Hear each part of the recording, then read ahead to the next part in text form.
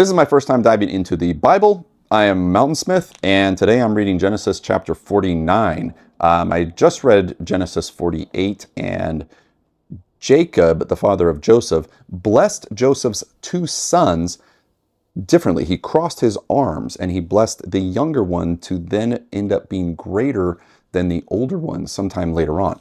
So I don't know where this is going. As always, this is my first time reading, so let's jump right into it here. Genesis 49.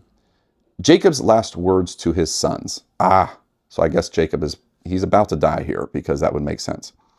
Then Jacob called together all his sons and said, "Gather around me, and I will tell you what will happen to each of you in the days to come."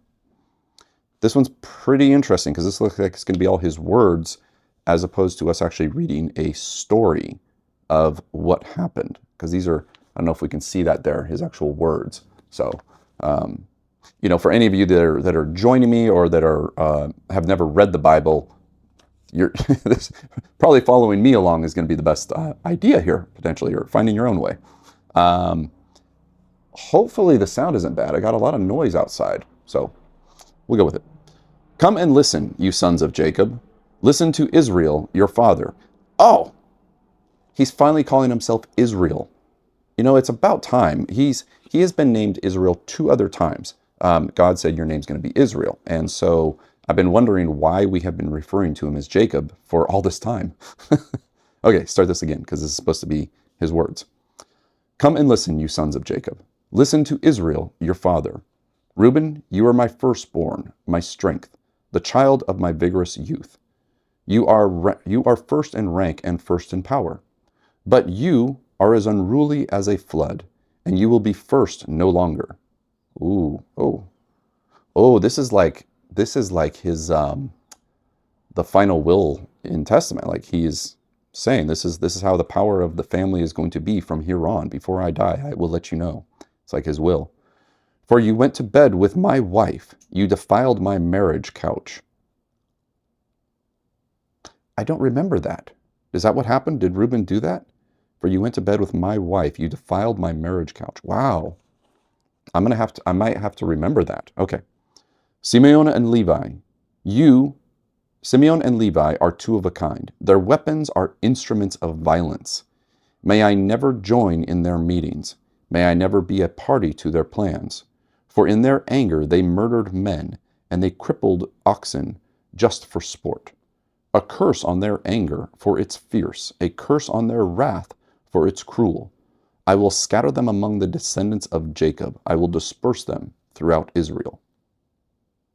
Whoa. Well, "I will scatter them among the descendants of Jacob. I will disperse them throughout Israel." Is he talking about Simeon and Levi, like their descendants, or them individually? And also, Simeon and Levi, they defended their sister when their sister got raped. So, sure, their weapons are instruments of violence, and, they may have murdered men, but they did it in revenge and to defend their sister and what happened. So, still interesting. "Judah, your brothers will praise you. You will grasp your enemies by the neck. All your relatives will bow before you. Judah, my son, is a young lion that has finished eating its prey. Like a lion, he crouches and lies down. Like a lioness, who dares to rouse him? Like a lioness, who dares to rouse him?" I'm probably reading that wrong, but okay. "The scepter will not depart from Judah, nor the ruler's staff from his descendants, until the coming of the one who be..." I'm going to start that one again. The scepter will not depart from Judah, nor the ruler's staff from his descendants, until the coming of the one to whom it belongs, the one whom all nations will honor. He ties his fowl to a grapevine, the colt of his donkey to a choice vine. He washes his clothes in wine. He robs his robe in the blood of grapes. His eyes are darker than wine, and his teeth are whiter than milk. Okay, I'm not sure where we're going with this. It sounds like poetry. And also, reading the Bible is tough. I mean, it's really worded in a different way. Okay. And I don't really understand the meanings of all this stuff, as always.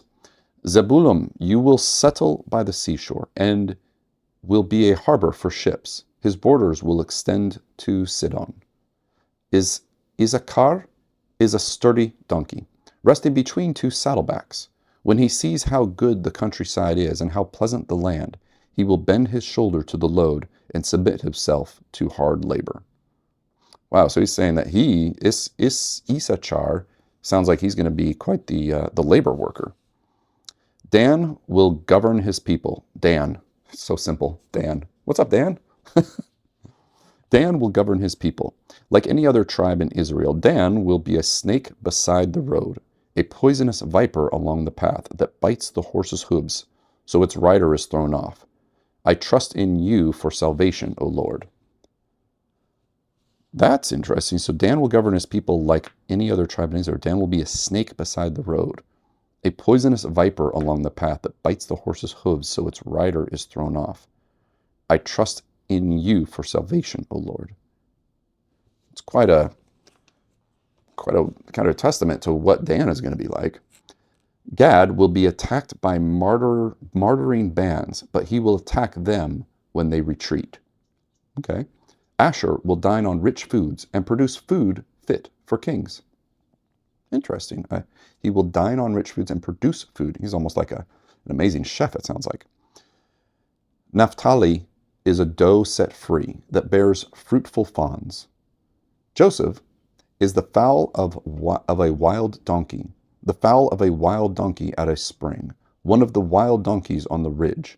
Archers attacked him savagely. They shot at him and harassed him. But his bow remained taut, and his arms were strengthened by the sands of the mighty one of Jacob, by the shepherd, the rock of Israel. May the God of your father help you. May the Almighty bless you with the blessings of the heavens above, and blessings of the watery depths below, and blessings of the breasts and womb. May my fatherly blessings on you surpass the blessings of my ancestors, reaching to the heights of the eternal hills. May these blessings rest on the head of Joseph, who is a prince among his brothers. Benjamin is a ravenous wolf, devouring his enemies in the morning and dividing his plunder in the evening. These are the 12 tribes of Israel, and this is what their father said as he told his sons goodbye. He blessed each one with the appropriate message. The 12 tribes of Israel, and this is what their father said as he told his sons goodbye. Okay, the 12 tribes of Israel. I've heard of that before by some people. I don't quite know what the significance of all that is yet, but I'm sure that is going to be revealed somewhere. Now continuing on, Jacob's death and burial. Then Jacob instructed them, "Soon I will die and join my ancestors. Bury me with my father and grandfather in the cave in the field of Ephron the Hittite. This is the cave in the field of Machpelah, near Mamre in Canaan, that Abraham bought from Ephron the Hittite as a permanent burial site. There, Abraham and his wife Sarah are buried.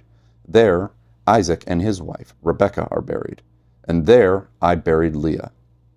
It is the plot of land and the cave that my grandfather Abraham bought from the Hittites." When Jacob had finished his charge to his sons, he drew his feet into the bed, breathed his last, and joined his ancestors in death.